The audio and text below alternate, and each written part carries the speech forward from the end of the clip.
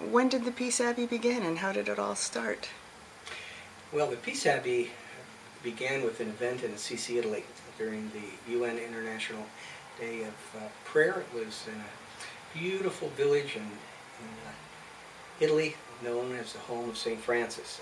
And it was there that I had the opportunity to observe a group of people praying together. And it was unlike any other group. It was the chosen representatives of each of the faith traditions. John Paul II convened this prayer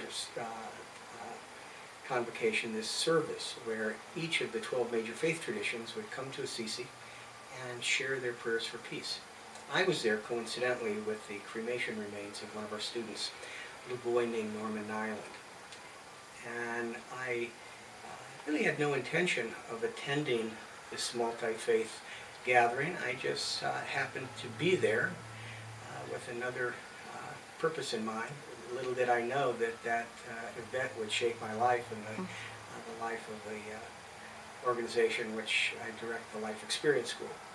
So I witnessed these extraordinary men and women sharing their deeply held faith, expressing it through prayer, with the intention of bringing all these prayers to the attention of the Almighty, in hopes that maybe somehow there'd be a bit more harmony and tranquility in the world.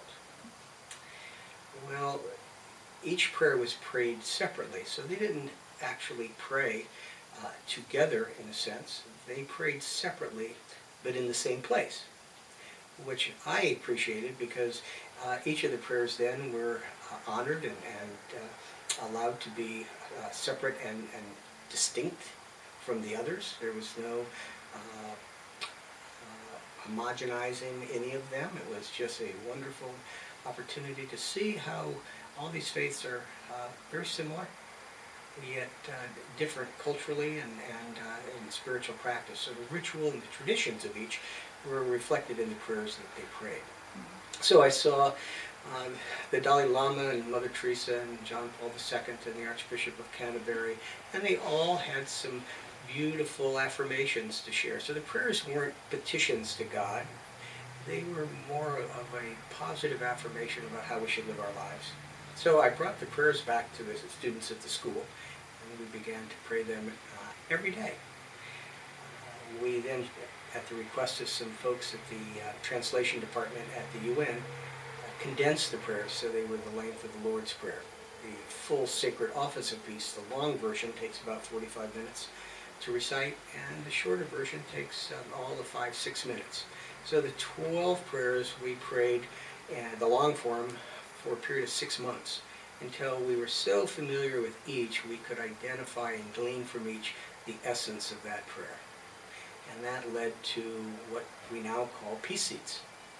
And those prayers are recited daily here at the Peace Abbey and shared through the internet and through the Peace Seeds Rosary with people all over the world.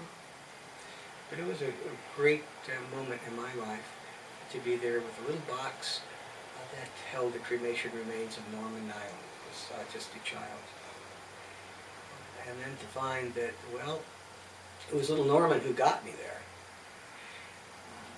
And it was his birthday, which was shared with St. Francis, October 4th, but it was United Nations Day, which is the 24th of October. That was the date we decided on to bring his ashes, because his sister was born on that day. I was born on October 24th, United Nations Day, so there I was by myself with little Norman's presence in the form of cremated remains. And as I sprinkled his ashes at the cloistered garden of San Damiano, I had the privilege of meeting a Nicaraguan Franciscan priest who blessed the ashes as we sprinkled them in the garden. And that night, as we prepared ourselves for this momentous event, I found a beautiful bowl,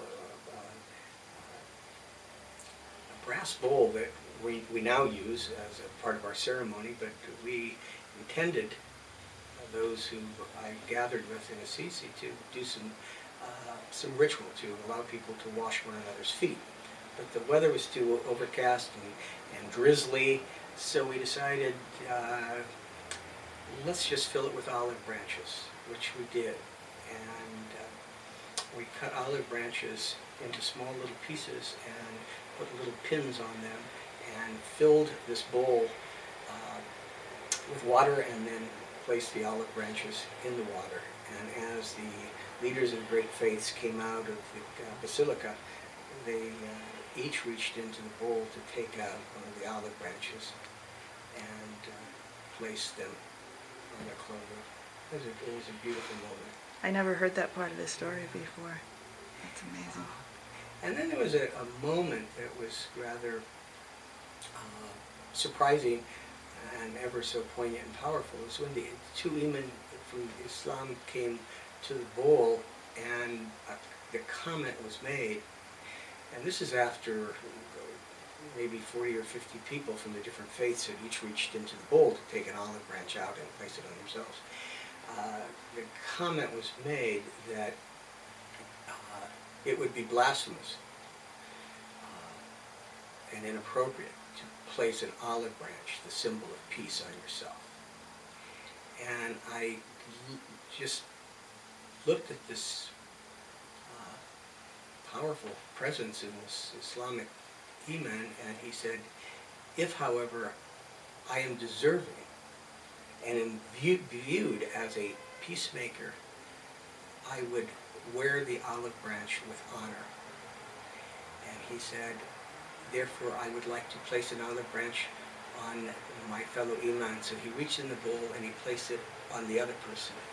That person then placed it on him, and each person left wearing the olive branch.